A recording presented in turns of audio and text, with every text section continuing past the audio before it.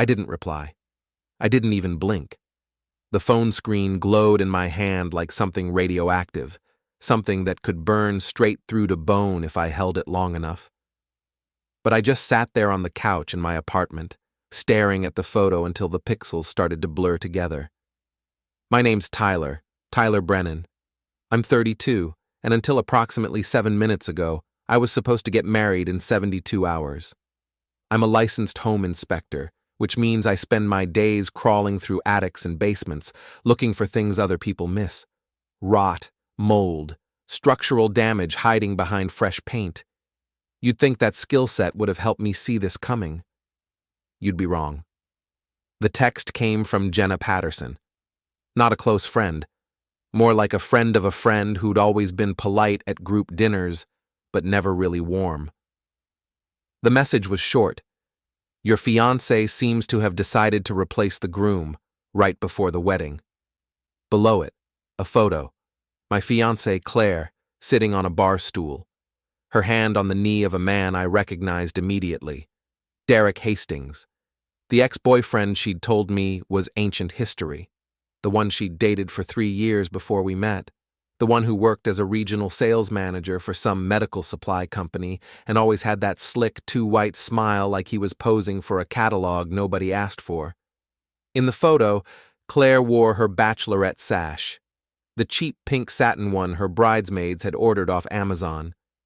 Derek had his arm around her waist, fingers splayed possessively.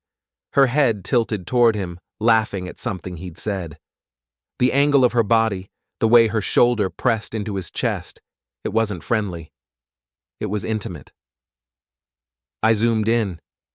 Derek wore the same Tag Heuer watch he'd flashed around at Claire's birthday party last year, the one time they'd accidentally crossed paths, and I'd spent the whole night feeling like a substitute teacher at parent night. Behind them, I could see part of a kitchen, white subway tile, stainless steel appliances, a wine rack mounted on the wall. I opened our shared calendar app. Claire's bachelorette weekend was blocked out from Thursday through Saturday night. Girls only, no calls, she'd written in the notes section, complete with champagne emojis. The location pin showed a rental house on Harborview Road, a Victorian Airbnb on the north end of town that overlooked the water. I'd been to that house once. Last summer.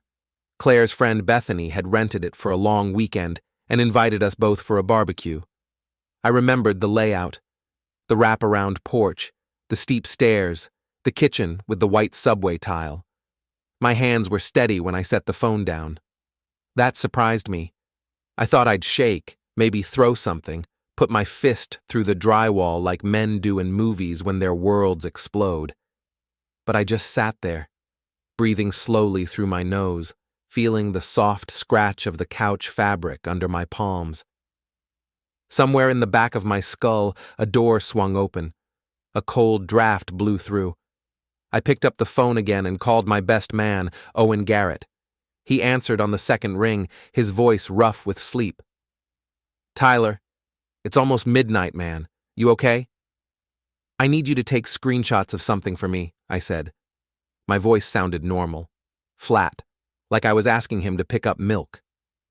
Time stamped, and if I don't call you back in 2 hours, I need you to know where I am. Silence. Then, what happened? Claire's bachelorette party isn't at a bar, I said. It's at the house on Harborview Road, and Derek's there. Owen sucked in a breath. He knew who Derek was. Everyone knew. Claire had made sure of that by casually mentioning him whenever she wanted to make me feel replaceable. The successful one. The one with the good job. The one who knew how to plan things. Tyler, don't do anything. I'm just going to look, I said. That's all. But I want someone to know where I am, just in case. In case of what? I didn't answer. I hung up and forwarded him Jenna's message and the photo. Then I grabbed my keys. The drive to Harborview Road took 14 minutes. I know because I watched the clock on the dashboard the whole way, counting seconds like they were the last ones I'd get to be the man I used to be. The man who trusted people. The man who signed contracts in his own name because he was responsible. The man everyone called The safe option. That man was dying in the passenger seat, and I didn't try to save him.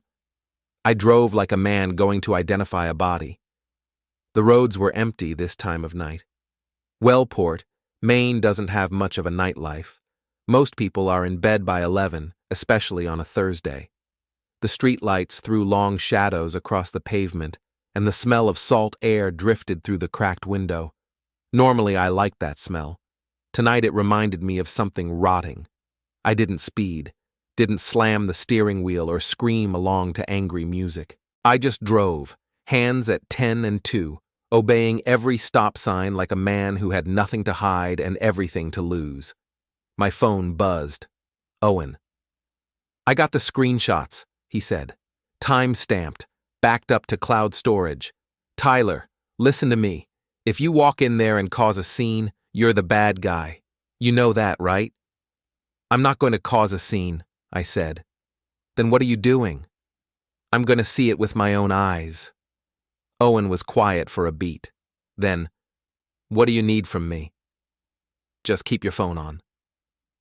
I parked 4 houses down from the Airbnb, tucking my truck behind a neighbor's oversized SUV where it wouldn't be visible from the porch. The house blazed with light, every window glowing yellow against the dark. Music thumped from inside, something pop and forgettable, the kind of song that plays in commercials for yogurt. I sat in the truck for a full minute, engine off, listening to the tick of cooling metal and the distant crash of waves against the rocks below the cliff. My heart rate was steady, slower than it should have been, maybe. I felt calm in a way that didn't make sense, like I'd already made a decision I didn't know I was making. 3 cars were parked in the driveway. I recognized Claire's white Subaru immediately. Next to it, a silver Audi with a vanity plate that read, "Closer." Derek's car. Of course it was. The 3rd car belonged to Bethany, Claire's maid of honor. A red Mazda with a dent in the rear bumper and a Namaste sticker slowly peeling off the back window. I got out of the truck quietly, easing the door shut instead of slamming it. The air was colder here, sharper, and I could hear laughter drifting out through the open windows upstairs. Women's voices, shrill and loose with alcohol. Someone screamed, "Oh my God, stop!" in that way people do when they're having fun and want everyone to know it. I walked up the gravel driveway, shoes crunching softly. No one came to the windows. No one noticed me. The front door was unlocked. I entered the house and the air changed. It's hard to explain. The temperature was the same. The smell was the same. Perfume and wine and something baking in the oven that nobody was watching. But the moment I stepped over the threshold, my skin prickled. It felt like walking into a place where something bad had already happened, and I was just the last one to find out. The entryway was cluttered with shoes, heels, sandals, sneakers kicked off in a pile like nobody cared. A bridesmaid's sash hung from the banister, crumpled and half dangling. Pink balloons sagged in the corner, one of them already deflated. Music pounded from the back of the house. I moved through the living room, stepping carefully over a wine glass abandoned on the carpet. The furniture had been pushed aside to make space for dancing, and a Bluetooth speaker sat on the mantel, flashing colored lights in time with the beat. Upstairs, someone shrieked with laughter. Footsteps thundered across the floor. A door slammed. I kept moving. The kitchen was where I found them. Not Claire. Not yet. But evidence. Claire's bachelorette sash, the one from the photo, lay crumpled on the counter, next to an empty champagne bottle and a cutting board covered in cheese rinds. Someone had written "bride-to-be" on the chalkboard in loopy handwriting, then drawn a crude illustration below it that I didn't look at closely. A phone sat face up on the island, unlocked, playing a video on loop. I glanced at it as I passed. The video showed Claire and 2 bridesmaids dancing, drinks in hand, laughing. The timestamp read 10:47 p.m., 40 minutes ago. I heard voices from the next room, a sunroom that opened off the kitchen, all windows and wicker furniture. The door was half closed, but light spilled through the crack. "Can't believe you're actually doing this," A woman's voice, slurred and amused. Bethany, probably. Doing what? Claire's voice, defensive, playful. You know what? Bethany said. Derek's here, at your bachelorette party. 2 days before your wedding. He just stopped by, Claire said, but she was laughing. It's not a big deal. Does Tyler know? Silence. Then Claire, quieter. Tyler doesn't need to know everything. My hand tightened on the doorframe. I didn't bust through the door, didn't announce myself.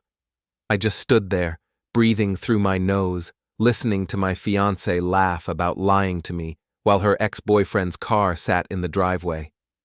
Then I moved to the hallway that connected the sunroom to the back of the house. There was a laundry room at the end, door slightly ajar, light on inside. An hour later, I entered the house where her bachelorette party was taking place and saw everything with my own eyes. Claire stood in the doorway of the laundry room, her back to me. Derek stood in front of her, close enough that his chest nearly touched hers. His hand was on her waist, her hand was on his shoulder. They weren't talking. I pulled out my phone, hand steady, and started recording. Just a few seconds, just enough to show the angle of their bodies, the way her head tilted up toward his, the way his thumb stroked the curve of her hip through her dress. Then Derek leaned down and kissed her. Claire kissed him back.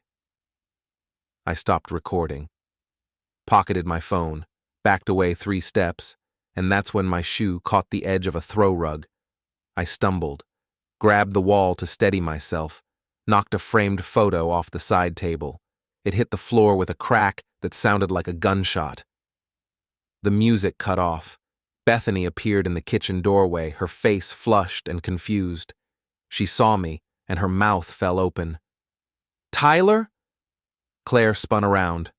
Her face went white. Derek stepped out of the laundry room behind her, adjusting his collar, and when he saw me, his expression shifted from surprise to something smug and ugly. Well, Derek said, this is awkward. I didn't say anything. I just looked at Claire, waiting for her to speak, waiting for her to explain, waiting for her to do anything other than stare at me like I was the one who'd done something wrong. She opened her mouth, closed it, opened it again. Tyler, this isn't... I turned and walked toward the front door. Behind me, someone shouted my name. That's when the house woke up. Footsteps pounded down the stairs. The music blared back on, then cut off again. Someone yelled, "What's going on?" I moved fast through the living room, knocking my hip against a side table hard enough to bruise. A lamp teetered, but didn't fall. Behind me, Claire's voice rose, high and panicked. "Tyler, wait! Just wait!" I didn't wait. The front door was still open. I pushed through it and hit the porch at a jog, my shoes loud on the wooden boards. The night air bit at my face, cold and clean, and for half a second I thought I'd made it. Then Derek came through the door behind me. "Hey!" His voice cracked like a whip. "We're not done talking." I kept moving, down the porch steps, across the gravel driveway. My truck was 50 yards away. I could see it past the neighbor's SUV, door unlocked, keys in my pocket. Derek's footsteps crunched behind me faster than mine. He was running. I cut left, toward the side of the house where a chain-link gate led to the backyard. My hands found the latch, slick with dew, and I shoved it open. The gate swung wide and I ducked through, half expecting Derek to grab my jacket and haul me back. He didn't, but he followed. The backyard was dark, lit only by the glow spilling from the upstairs windows. I could see the outline of a shed, a grill, a stack of firewood. Beyond that, a low fence separated the property from the neighbor's yard. I ran for the fence. Behind me, Derek shouted something I didn't catch. His shoes scraped on the flagstone patio. He was close enough that I could hear his breathing, harsh and angry. I hit the fence at a sprint and vaulted over it. My hand slipped on the top rail and I scraped my palm, felt the sting of torn skin. But I didn't stop. I landed hard on the other side, stumbled, caught myself against a tree trunk. Derek stopped at the fence. He grabbed the top rail like he was going to jump it, then hesitated. "You're a coward, Brennan," he shouted. His face was red, veins standing out in his neck. "You don't even have the spine to stay and talk like a man." I straightened up, breathing hard, and looked at him. Really looked at him. This was the guy Claire thought was an upgrade. This was the guy she'd risked everything for. "I saw enough," I said. Then I turned and ran. I cut through 2 more yards, circled back to the street, and came out 20 feet from my truck. My hands shook when I unlocked the door, but I managed. I threw myself into the driver's seat, jammed the key in the ignition, and peeled out before I even had my seatbelt on. In the rearview mirror, Derek stood in the middle of the street, hands on his hips, watching me go. I didn't look back. My phone buzzed in the cup holder. I glanced down and saw Owen's name on the screen, but I didn't answer. I just drove, hands white-knuckled on the wheel, the taste of adrenaline sharp and metallic in my mouth. 3 miles down the road, I pulled into the parking lot of a 24-hour gas station and sat there with the engine running, staring at the bright fluorescent lights inside. My heart hammered against my ribs like it was trying to escape. My phone buzzed again. Not Owen this time. Jenna. I stared at her name on the screen for a long time before I answered. The only person who told me the truth had a reason. Jenna wanted to meet. Said she had more to tell me. Said I deserved to know everything. I told her to pick a place. We met at a diner off Route 1, the kind of place that's open all night and doesn't ask questions.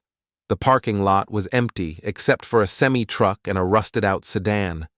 Inside, the lights were too bright and the air smelled like burnt coffee and old grease. Jenna sat in a corner booth, her hands wrapped around a mug of tea she wasn't drinking.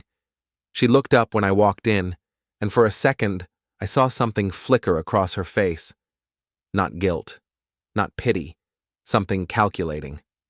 I slid into the booth across from her. Didn't order anything, just sat there, waiting. "You saw them," she said. Not a question. "Yeah." She nodded slowly, like she'd expected that, like she'd planned for it. "I'm sorry," she said. I know it's a lot." "Why did you tell me?" I asked. She blinked. "Because you deserve to know." "That's not an answer." Jenna's jaw tightened. She looked down at her tea, then back up at me. "You want the truth?" "That's why I'm here." She leaned back against the booth. "Derek's been doing this for years. He gets bored, finds someone new, plays the game until he wins or gets caught. Usually he wins. This time, with Claire, it was different. He wasn't just messing around. He wanted her back. And you know this how?" Jenna hesitated. Then, "Because he did the same thing to me." The words hung in the air between us like smoke. "We dated," she continued. 2 years ago. He told me I was special. Told me he'd leave his girlfriend for me.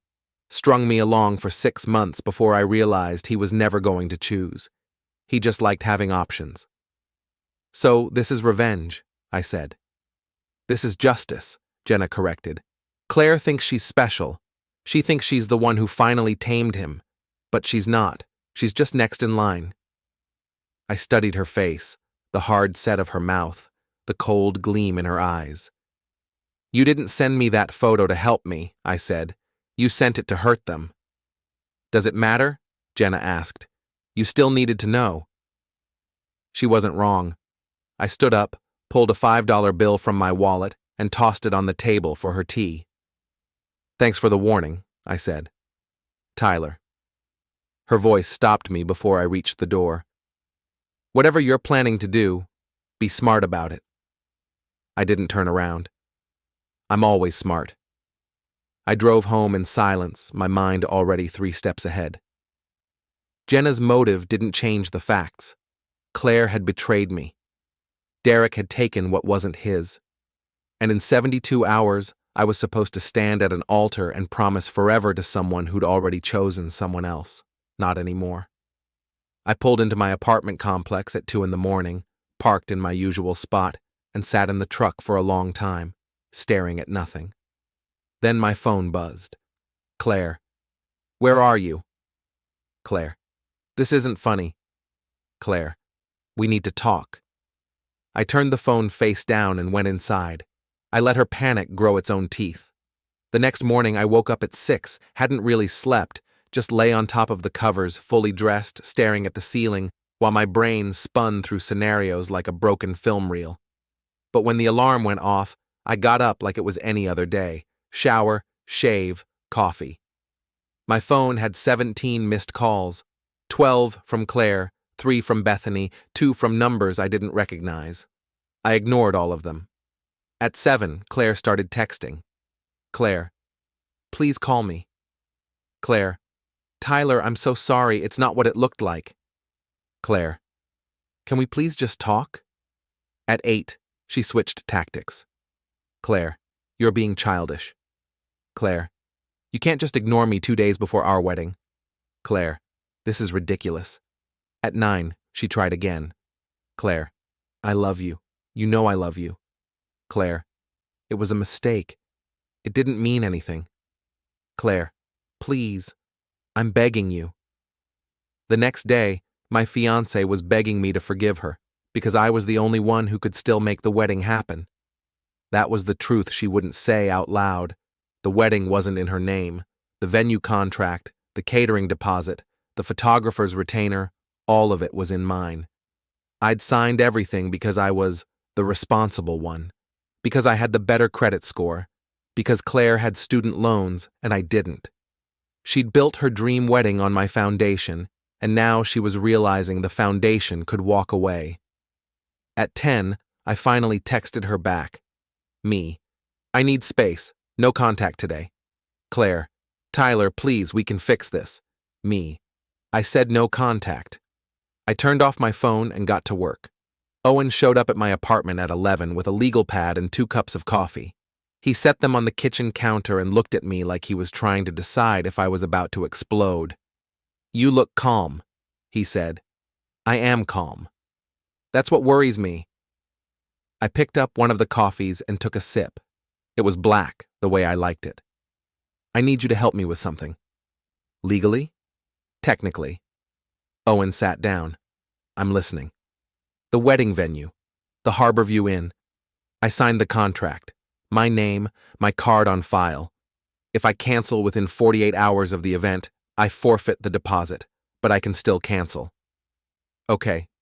The caterer's the same. My card, my signature. I can cancel the order today, and they'll release half the deposit back to me. Owen's eyes narrowed.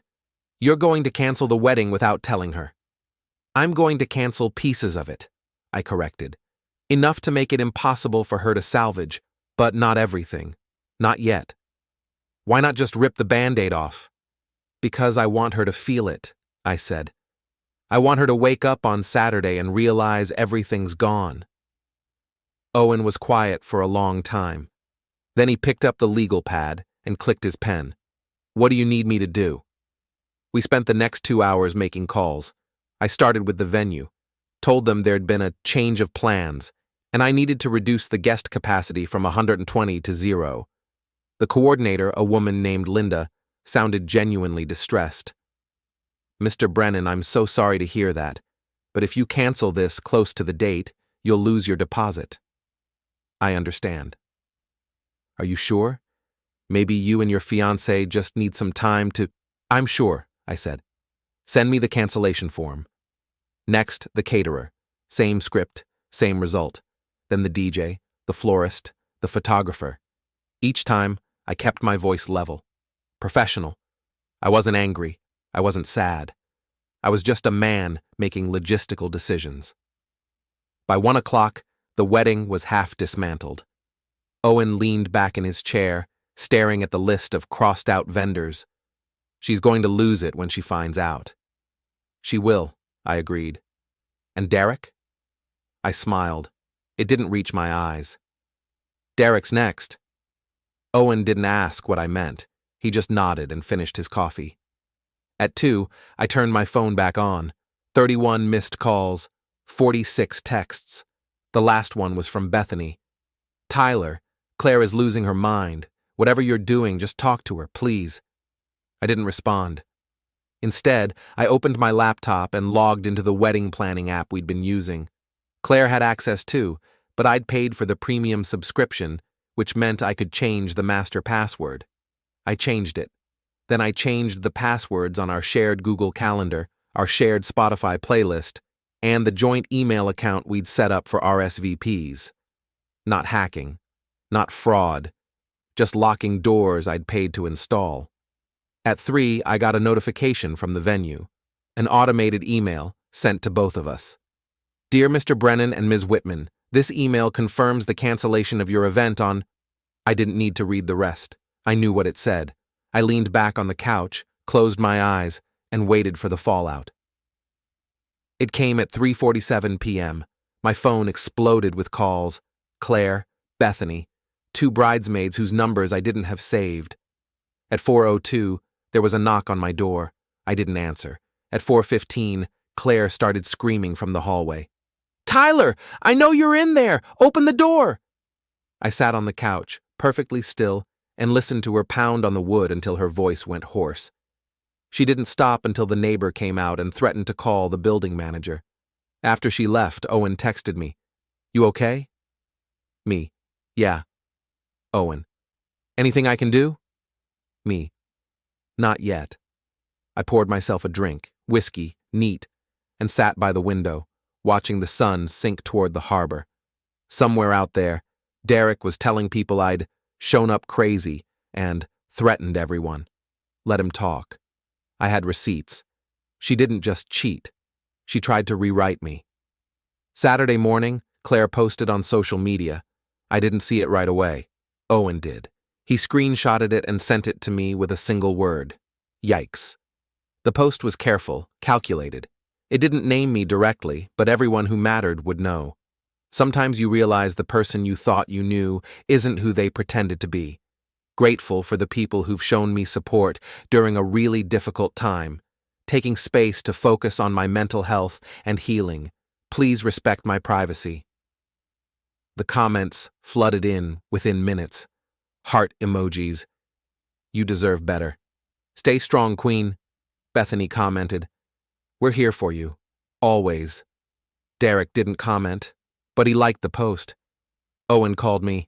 Did you see? Yeah. She's making you the bad guy. I know. So what are you going to do? I set my phone down and opened my laptop. I'm going to tell the truth. Tyler, if you go scorched earth on social media, I'm not going scorched earth, I said. I'm just showing receipts. I spent the next hour building a single post. Not a rant. Not an emotional breakdown. Just facts. I uploaded 3 screenshots. 1. The photo Jenna had sent me, time-stamped, showing Claire and Derek at the bachelorette party. 2. A screenshot of the video I'd recorded. Just a still image, not the full clip. Claire and Derek in the laundry room doorway, his hand on her waist, their faces close. 3. A screenshot of Claire's text from the morning after. It was a mistake. It didn't mean anything.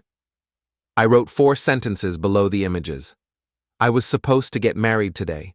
Instead, I spent yesterday canceling a wedding after walking in on my fiancée with her ex. I'm not asking for sympathy. I'm just telling the truth. I stared at the post for 10 minutes before I hit publish. Then I turned off my phone and went for a drive. By the time I got back, the post had 400 reactions and 89 comments. Owen texted, "It's blowing up. Everyone's on your side." I didn't check. Didn't need to. At noon, Bethany called from a number I didn't recognize. I let it go to voicemail. Tyler, this is Bethany. Look, I don't know what you're trying to accomplish, but you're making things worse. Claire made a mistake, okay? She knows that. But posting that stuff online? That's cruel.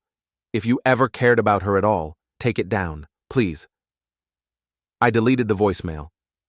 At 2, Claire's mother called. I didn't answer. At 3, the venue coordinator emailed me. Mr. Brennan, we've been receiving calls from guests asking about the cancellation. Would you like us to direct them to you or to Ms. Whitman? I replied, direct them to me. By evening, the wedding was fully dead. No venue, no caterer, no officiant.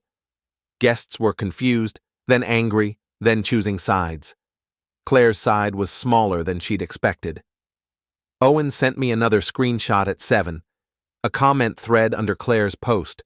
Someone had written, "Wait, didn't Tyler post proof that you cheated?" Bethany had replied, "There's always two sides to every story." Someone else, "Yeah, but one side has pictures." I almost laughed. At 8, I got a text from a number I didn't recognize. Unknown. "You think you're clever. You're not. This isn't over." I didn't need to ask who it was. Derek. When a man thinks he's untouchable, you touch his reality. Derek showed up at my apartment on Sunday morning.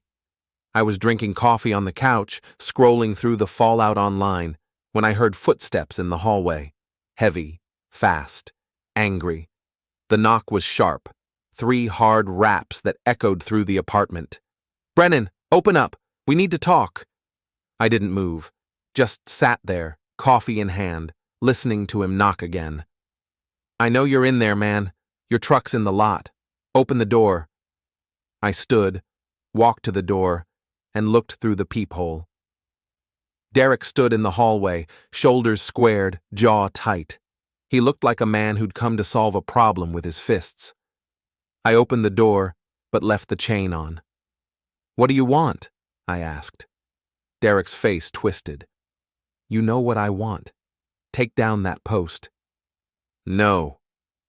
"You're trying to ruin my life," he said, his voice rising. "You posted that picture, and now people are calling my work. My boss saw it. Do you have any idea what you've done?" "You mean, do I know what you did?" I said. "Yeah, I do." Derek stepped closer. "You don't know anything about me and Claire." "I know enough." "She was drunk," Derek said. "It didn't mean anything. We were just talking." "You kiss everyone you talk to?" His face went red. "You're a petty, small man, Brennan. You can't handle the fact that she wanted someone better." I unlatched the chain and opened the door fully. Derek stepped back, surprised. "You want to do this here?" I asked, my voice quiet. "In the hallway? Where everyone can hear?" He hesitated. "Or," I continued, "we can step outside, have a real conversation." Derek glanced down the hallway, then back at me. "Fine, outside." I followed him down the stairs and out to the parking lot. The morning was cold, the sky gray and heavy with the promise of rain. A few neighbors were loading groceries into cars, but nobody paid us any attention. We stopped between 2 parked trucks, out of immediate sight but not hidden. Derek turned to face me. "You think you're smart, posting that stuff online. You think you're the victim here, but you're not." "Then what am I?" "You're the guy who couldn't keep her happy." I stepped closer. Derek straightened, squaring up like he was ready for a fight. "You're right," I said. "I couldn't keep her happy. You know why? Because I was trying to build a life with someone who was shopping for upgrades." "That's not—" I stepped even closer. Close enough that he had to look up slightly to meet my eyes. "You think you won," I said, my voice low. "You think you got the girl, but all you did was prove you're the kind of man who can't let go of something that was never yours." Derek's hands clenched into fists. I didn't flinch. "If you come near me again," I continued, "I'll make you famous in the worst way, not with lies, just the truth. How you show up at engaged women's bachelorette parties. How you convince them they're special while you've got someone else at home. You want to play games? Fine. But I've got receipts, Derek, and I'll use them." Derek swung. I saw it coming. Ducked left, felt the air move past my ear. He stumbled forward, off balance, and I shoved him. Not hard, just enough to send him stumbling back against the truck behind him. "Don't," I said. He straightened, breathing hard, and for a second, I thought he'd come at me again. Then he saw the neighbor across the lot, An older man unloading groceries, watching us with his phone half raised like he was deciding whether to record. Derek's face went pale. He turned and walked away without another word. I stood there, hands steady, heart pounding, watching him get into his car and peel out of the lot. The neighbor gave me a nod. "You okay, son?" "Yeah," I said. "I'm fine." I went back inside, poured another coffee, and sat by the window. My phone buzzed. "Owen, Derek just posted something." I opened social media. Derek's post was short, vague, and defensive. Some people can't handle the truth. Ignore the noise. Focus on what matters. I smiled. Let him talk. At noon, my phone rang. Jenna. "Tyler," she said when I answered. "Derek called me." "Why?" "He knows I sent you the photo," she said. "He's trying to figure out how much I know, how much I told you." "What did you say?" "I told him to leave me alone," Jenna said. "But Tyler, he's scared, and scared men do stupid things." "Good," I said. "Tyler, thanks for the warning," I said, and hung up. I leaned back on the couch and closed my eyes. The pieces were falling into place. The photo was a gift. It was also a trap. It took me 2 days to figure it out. I was lying in bed, staring at the ceiling, replaying every conversation I'd had with Jenna. Something about her story didn't sit right. She'd said Derek had strung her along 2 years ago, that he'd promised to leave his girlfriend for her, that she'd finally realized he never would. But when I'd asked how she knew Derek and Claire were together at the bachelorette party, she'd said, "Because I was invited." That didn't make sense. If Jenna hated Derek, if she'd been hurt by him, why would Claire invite her to a party where Derek would be? Unless... I sat up, grabbed my phone, and opened Claire's social media. Scrolled back through her posts. Found one from last year, a group photo at a wine bar. Claire in the center, smiling, surrounded by friends. I zoomed in on the faces. There, in the back corner, a woman I'd seen only once before. Derek's girlfriend, or, more accurately, Derek's fiancée. Her name was Lauren Cassidy. She worked in marketing for a tech startup in Portland. Blonde, polished, always smiling in photos like she'd never had a bad day in her life. I went to her profile, scrolled through her posts, found one from 3 weeks ago, a photo of her and Derek at some charity gala, her hand on his arm, diamond ring glinting on her finger. The caption, "Can't wait to marry my best friend." I stared at the photo for a long time. Then I went back to Jenna's profile.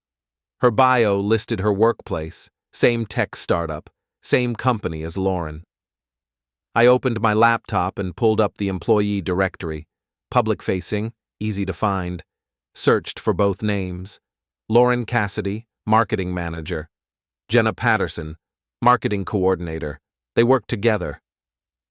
I leaned back in my chair, the pieces snapping into place. Jenna hadn't sent me that photo to help me. She'd sent it to blow up Derek's life, to humiliate him, to ruin his relationship with Claire before he could ruin his engagement to Lauren, and I'd been the perfect weapon. I laughed. It was a dry, bitter sound. Everyone was using everyone. Claire was using me to fund her dream wedding while she chased Derek. Derek was using Claire to feel like the winner. Jenna was using me to protect Lauren's engagement, and I'd walked into it like an idiot. But here's the thing about being used. Once you know, you get to decide what to do with it. I picked up my phone and texted Jenna. Me.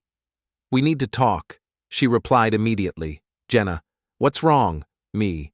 "You tell me."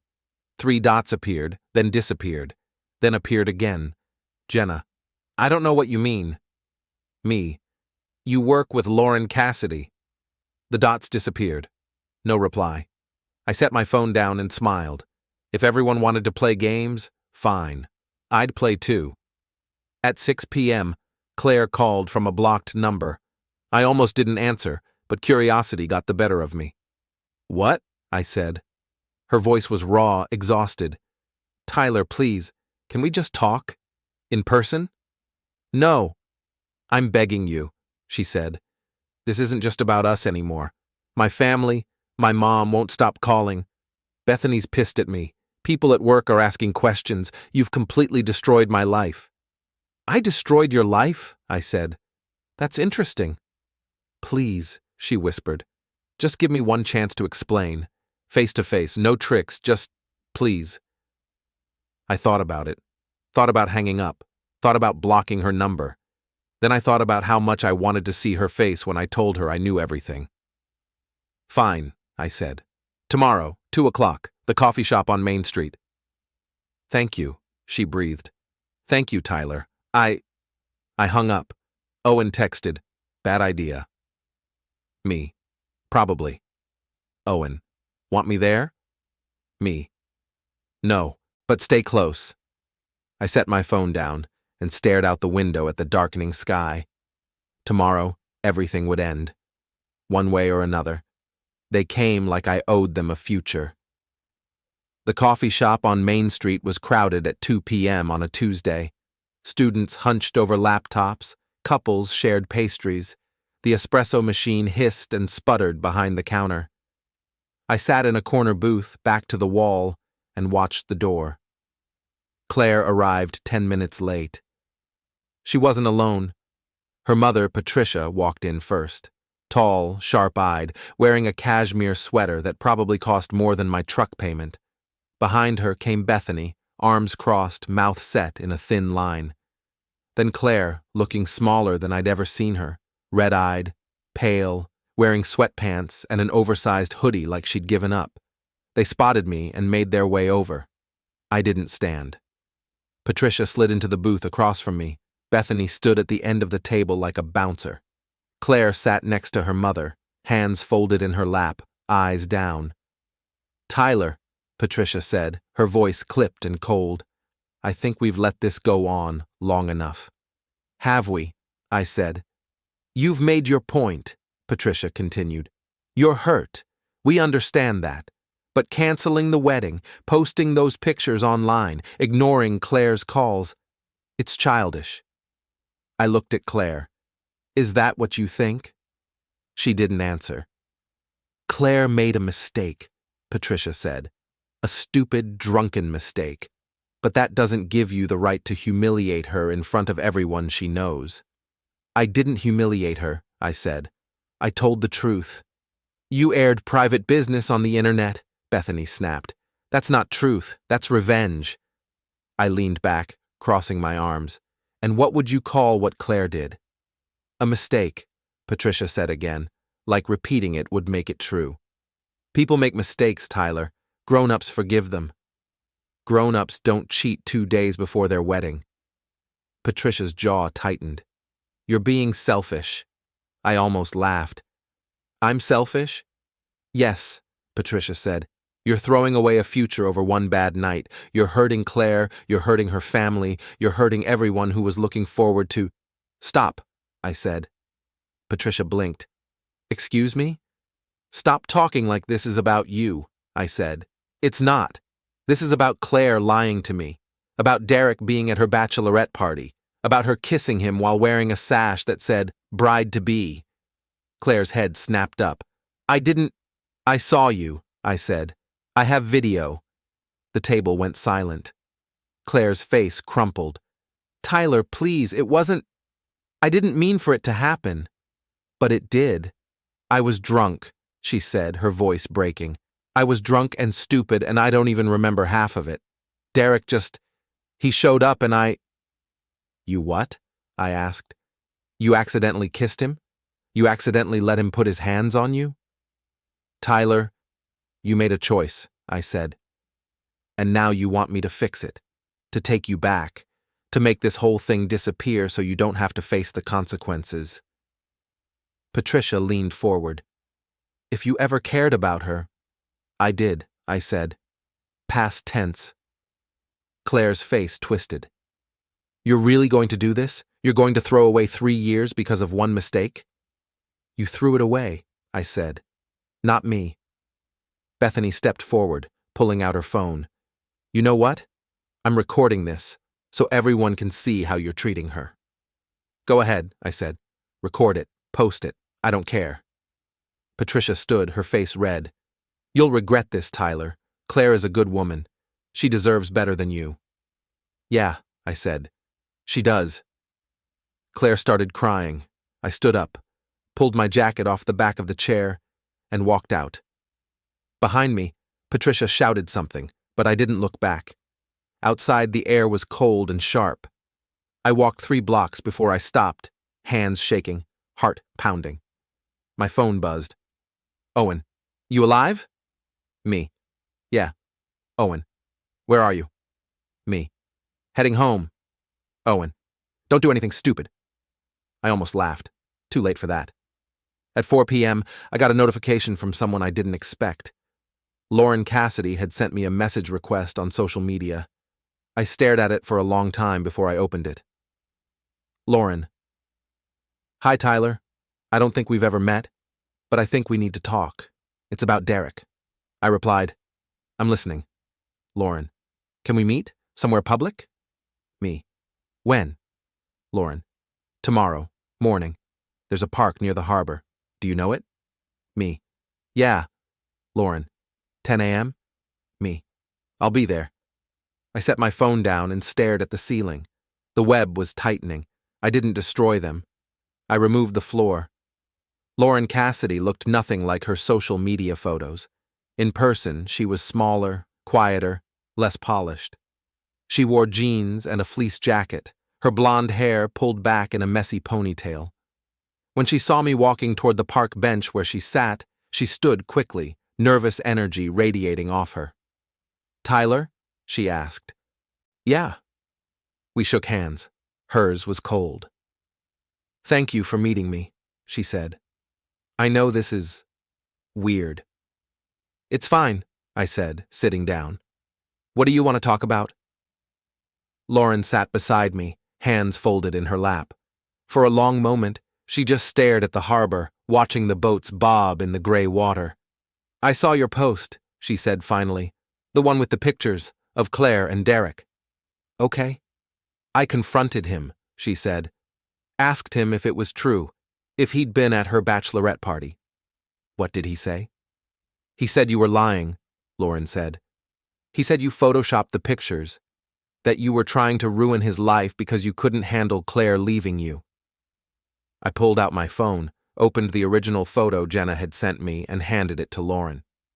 This is the original, I said. Unedited, time-stamped. Lauren stared at the screen. Her jaw tightened. I also have video, I said. Just a few seconds, but it's clear. Can I see it? I showed her. Lauren watched in silence. When it ended, she handed the phone back and looked away, blinking hard. I'm sorry, I said. She shook her head. Don't be. I needed to know. We sat in silence for a while. A jogger passed by. A dog barked somewhere in the distance. I'm calling off the engagement, Lauren said. I can't marry someone who does this. Good, I said. She looked at me. You're not going to tell me I'm overreacting? No. Lauren laughed, but it was hollow. Derek keeps calling, texting, saying it was a mistake, that he loves me, that he'll never do it again. She paused. But that's the thing. I don't think this was the first time. It wasn't, I said. Her face fell. How do you know? Because the woman who sent me that photo, she used to date him too. Lauren closed her eyes. Of course she did. She works at your company, I added. Jenna Patterson. Lauren's eyes snapped open. Jenna, you're kidding. I'm not. She stood, pacing, hands running through her hair. This whole time, Jenna knew, and she didn't say anything until... She stopped. Until it would hurt him the most. Yeah. Lauren turned to face me. So what happens now? That's up to you, I said. But if I were you, I'd make sure people know why you're ending it. Not for revenge, just so he can't lie about it later. Lauren nodded slowly. What about you? What are you going to do? I stood. I'm going to finish this. We parted ways at the edge of the park. Lauren headed back to her car, shoulders squared, purpose in her step. I watched her go, feeling something almost like relief. Derek was losing everything, not because I'd lied, not because I'd cheated, but because the truth was finally catching up. By noon, the fallout had begun. Owen sent me a screenshot. Derek's company had posted an update on their internal blog. Derek Hastings is no longer with the company, effective immediately. Owen: Did you do that? Me: No, Lauren did. Owen: Holy hell. Me: Yeah. At 2, I got another message. This one from Claire. Claire: Derek's blaming you for everything. He says you ruined his life. Me: Good. Claire: Tyler, this is insane. You need to stop. Me: I didn't start this. You did. Claire: You're destroying people. Me: I'm telling the truth. She didn't reply. At 4, Bethany called. You're happy, aren't you? She said when I answered. Derek lost his job. Claire's a mess. You got what you wanted. What I wanted, I said, was to marry someone who didn't cheat on me. She made a mistake. Stop calling it a mistake, I said. A mistake is forgetting to turn off the stove. This was a choice. Bethany was silent for a beat. Then, You're cruel. Maybe, I said, but I'm not a liar. I hung up. That night I sat on my couch with a beer, scrolling through the messages, the posts, the slow-motion collapse of the world Claire and Derek had built on lies. I didn't feel good, but I didn't feel guilty either. I just felt empty. My phone buzzed. Claire again.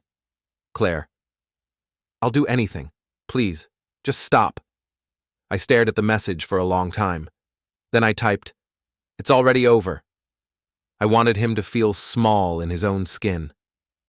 Derek found me first. I was leaving Owen's apartment on Wednesday evening, walking to my truck, when I saw him standing in the parking lot. Arms crossed, jaw tight, the kind of posture that said he was done talking. Brennan, he said.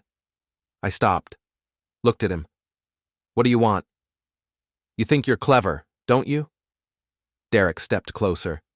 You think you can just destroy my life and walk away? I didn't destroy your life, I said. You did that yourself. I lost my job because of you, he spat. Lauren left me because of you.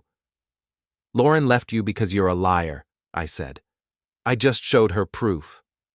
Derek's face twisted. You had no right. I had every right. He lunged. I saw it coming this time too, but not fast enough. His shoulder hit my chest, knocking me back against the side of my truck. My head bounced off the window with a dull thud that made my vision spark.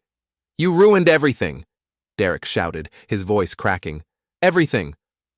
I shoved him off hard.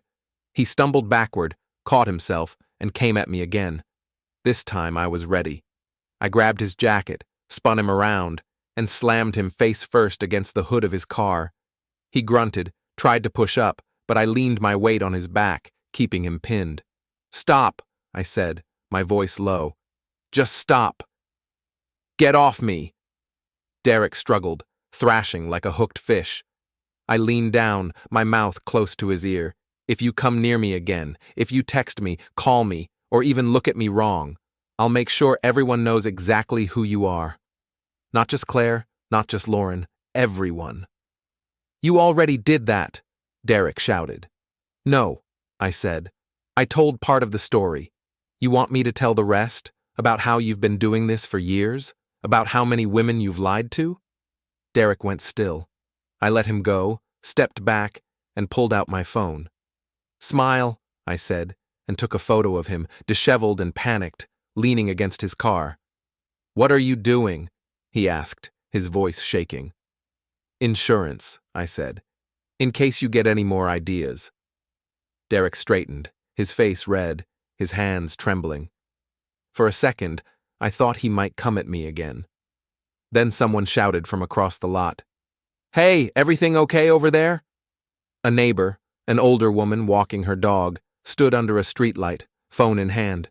Derek looked at her, then back at me. His jaw worked like he wanted to say something, but no words came out. He got in his car and drove away. I stood there, breathing hard, hands shaking, watching his taillights disappear around the corner.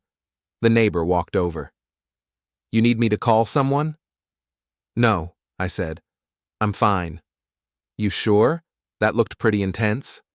"I'm sure," I said. "But thank you." She nodded, gave me one last concerned look, and walked away. I got in my truck and sat there for a long time, staring at nothing. My phone buzzed. Owen. "I saw Derek's car peel out. You good?" Me. "Yeah, he's done." Owen. "You sure?" Me. "Positive." I drove home in silence. When I got to my apartment, I poured another drink and sat by the window. Outside, the harbor lights twinkled in the dark. Boats rocked gently in their slips.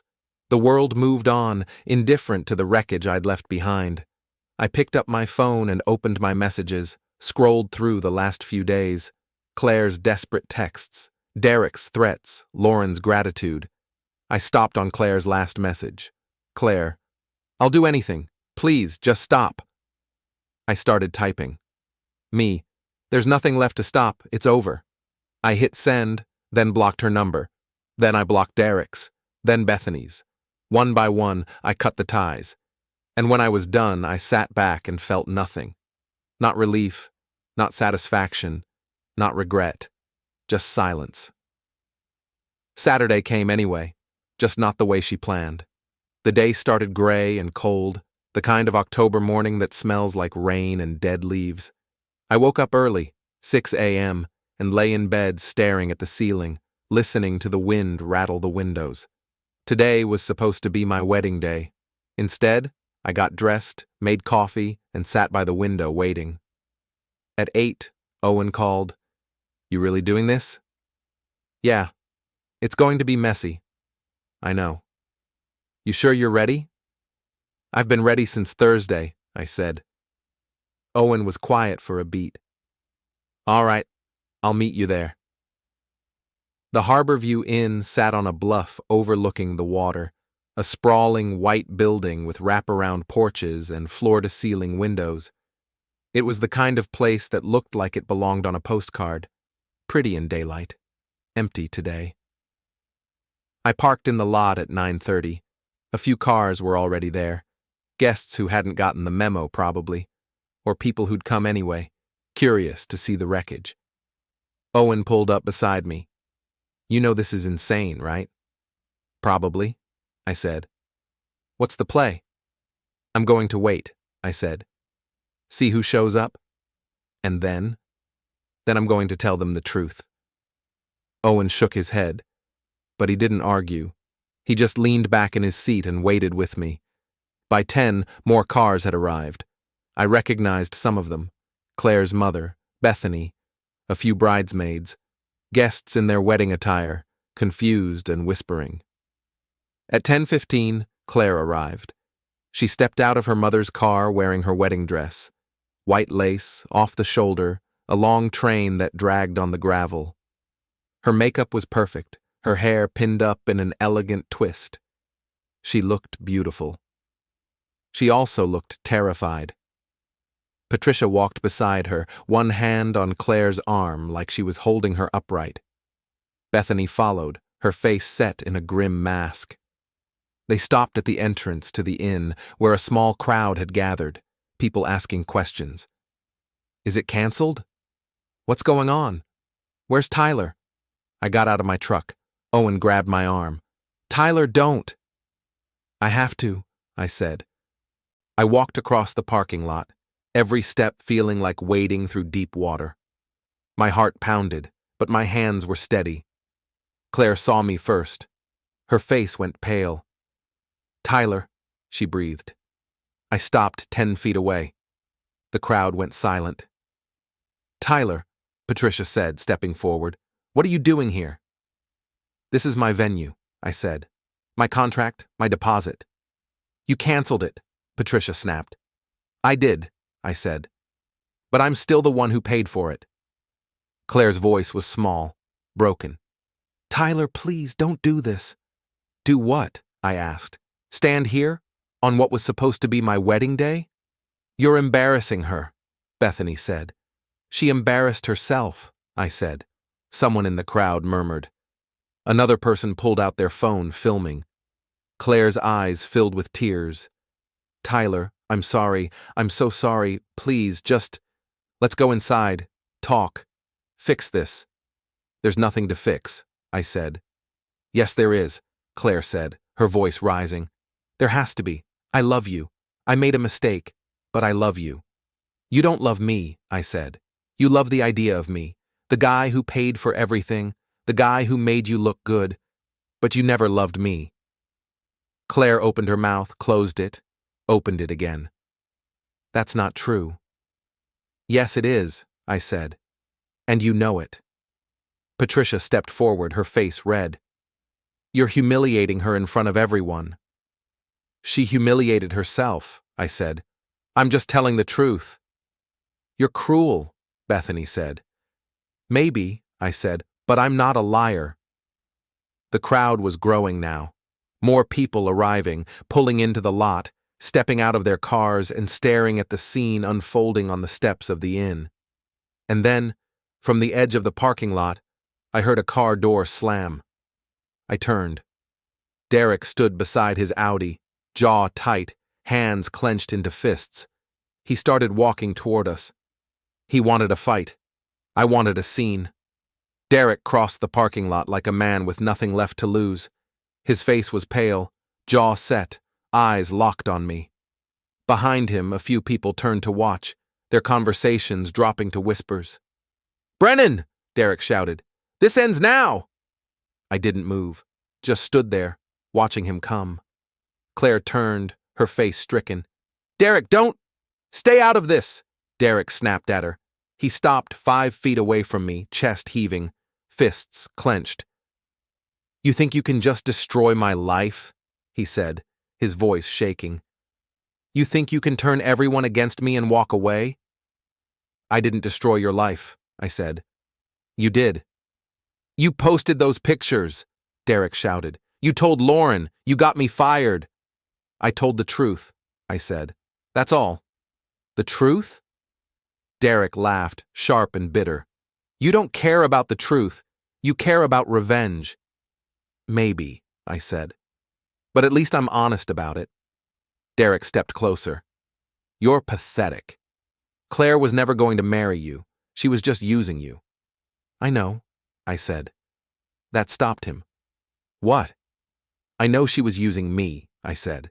"For the wedding, for the money, for the life she wanted. I figured that out a long time ago."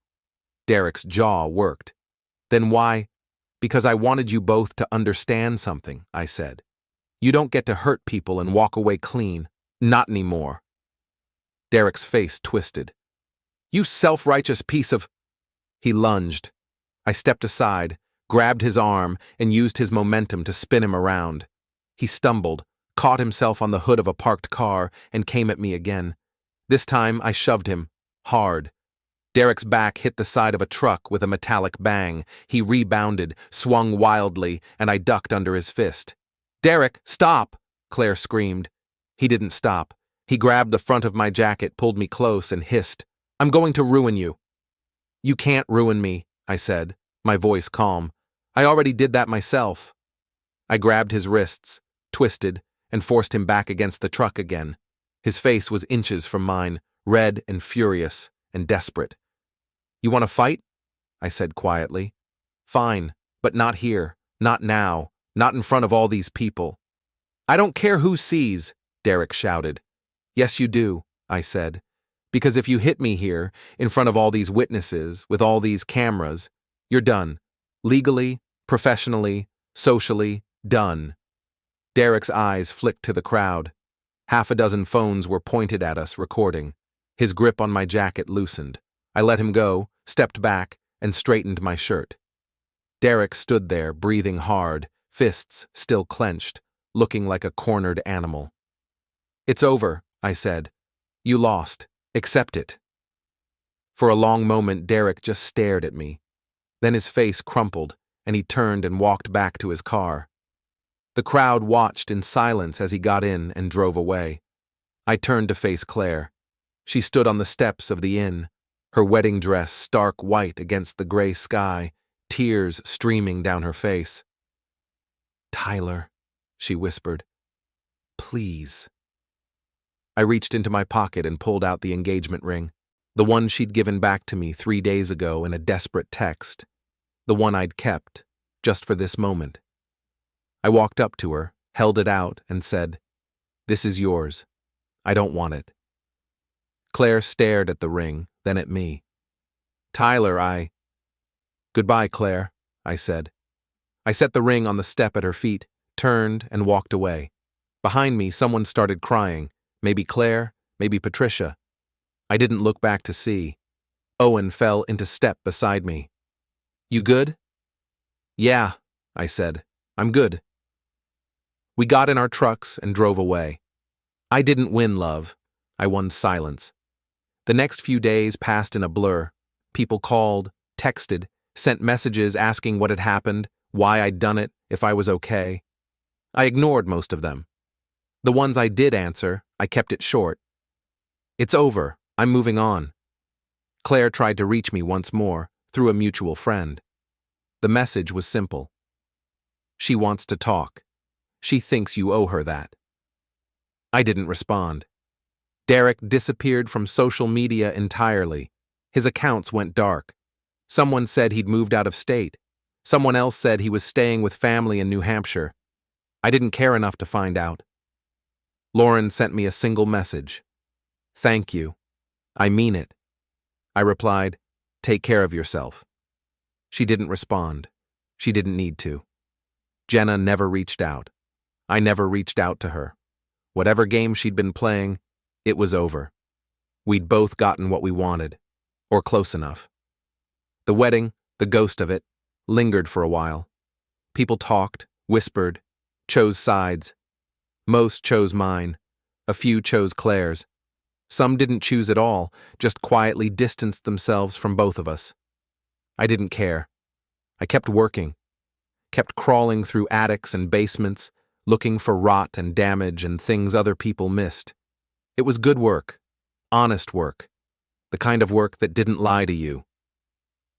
One night, 3 weeks later, I sat on my couch with a beer and my laptop, scrolling through nothing in particular.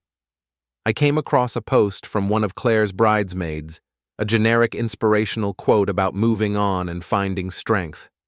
In the comments, someone had written, "What happened with the wedding? I thought she was getting married." The bridesmaid had replied, "It didn't work out. That's all I'll say." I closed the laptop. Outside, the harbor was quiet. The boats rocked gently in their slips. The wind carried the smell of salt and cold water. I thought about Claire, about Derek, about the life I'd almost had. And I felt nothing. Not anger, not sadness, not regret. Just nothing. I'd become the man they'd made me, cold, calculated, ruthless when I needed to be. I wasn't the good guy anymore. Maybe I never had been. But I was honest. And in the end, that was the only thing that mattered. I finished my beer, set the bottle on the table, and leaned back on the couch. Somewhere out there, Claire was trying to rebuild her life. Derek was trying to disappear. Jenna was protecting her secrets. And I was here, alone, free. I wasn't the man she left. I was the man she built by doing it. And I could live with that.